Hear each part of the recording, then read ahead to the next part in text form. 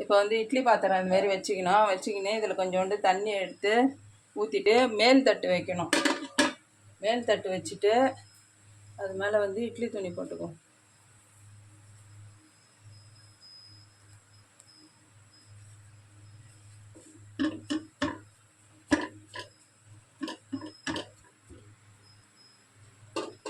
போட்டுக்கிட்டு இப்போ நம்ம வந்து நல்லா பிசைஞ்சு வச்சுருந்தோம் பாருங்கள் மாவு.